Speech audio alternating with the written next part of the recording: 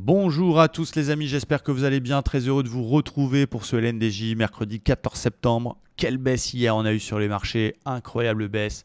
4-5% de baisse sur les indices américains avec ces chiffres de l'inflation qui sont ressortis plus élevés qu'attendus, qui montrent que l'inflation n'a pas atteint son pic et donc que la Fed peut être encore plus agressive qu'attendu pour cette prochaine réunion du 21 septembre et surtout pour la suite des hausses de taux. Quel rythme, comment elle va agir, c'est ce qui n'a pas plu au marché, qui a effacé tout le rebond. Regardez les indices américains, tout le rebond qui a été initié sur le point bas ici 6 septembre, tout effacé. Avalement pour le dos de 1, 2, 3, 4, 5, 6, 7, 8, 9, 10 bougies, 11 bougies.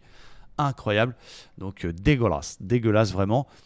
Très content de ma session d'hier. Regardez-moi ce pullback sur l'OPR qui nous a donné notre point d'entrée. On a shorté le pullback OPR ici sur le dos hier, même si ça avait déjà beaucoup baissé, on a été mécanique et ça a payé.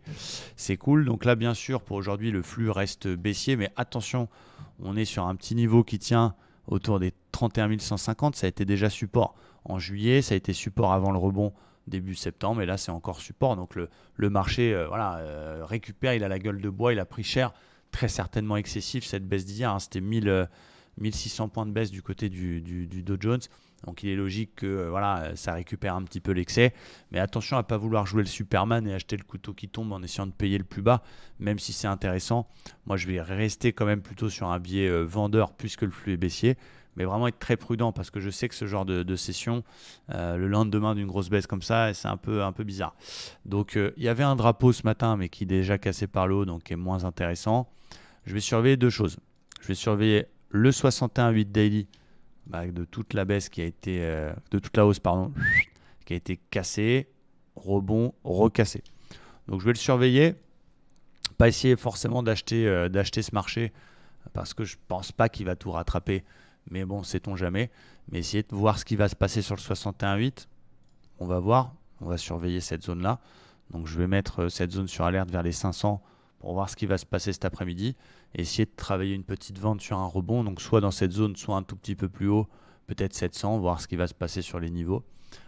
Et si ça rebondit pas plus, travailler la cassure des plus bas d'hier pour aller chercher les 100%. Donc vraiment être très très prudent. Moi j'ai fait ma semaine hier, donc surveiller cette zone-là et surveiller une éventuelle cassure des plus bas entre-temps, essayer d'attraper le rebond. C'est un petit peu sans moi et même si le dollar corrige un peu après son explosion d'hier, attention à ces sessions un petit peu pièges le lendemain de très très gros mouvements. Côté Nasdaq, c'est un petit peu la même chose. J'ai TomTom qui est à côté de moi, qui pareil va essayer plutôt de chercher des ventes sur rebond technique. Donc peut-être surveiller les 280, voire les 330, en tout cas essayer de le laisser respirer pour reprendre la deuxième vague. Et du côté du DAX, les indices européens ont moins corrigé que leurs copains américains. Il est un peu au milieu de la moyenne mobile 20 et 50. Là, le DAX, il est un peu au milieu. On a une belle petite zone de polarité qui fait son job, qui a été résistance, résistance, résistance, support. Les fameux 13 050 qui ont été quand même très, très travaillés, qui déclenchent ce petit rebond technique. Et du coup, peut-être profiter de ce rebond technique avec un short un petit peu plus haut. Donc, soit on a une cassure réintégration d'OPR, soit on a directement un OPR qui va être recassé par le bas. Donc voilà, pourquoi pas. Mais je suis un peu moins sur les indices européens en ce moment. Je suis plus sur les indices américains qui sont plutôt pas mal. Donc voilà, c'est souvent des sessions un petit peu pièges le lendemain de grosses baisses.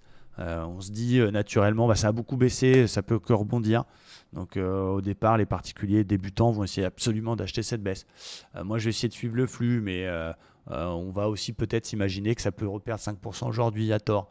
Donc il faut vraiment prendre son temps, surveiller les zones et se concentrer sur le 5 étoiles de chez 5 étoiles. Donc voici les niveaux que je vais surveiller principalement sur mon ami le Dow Jones. Et je vous souhaite un bon courage, très bon après-midi de trading et à très vite. Ciao, ciao!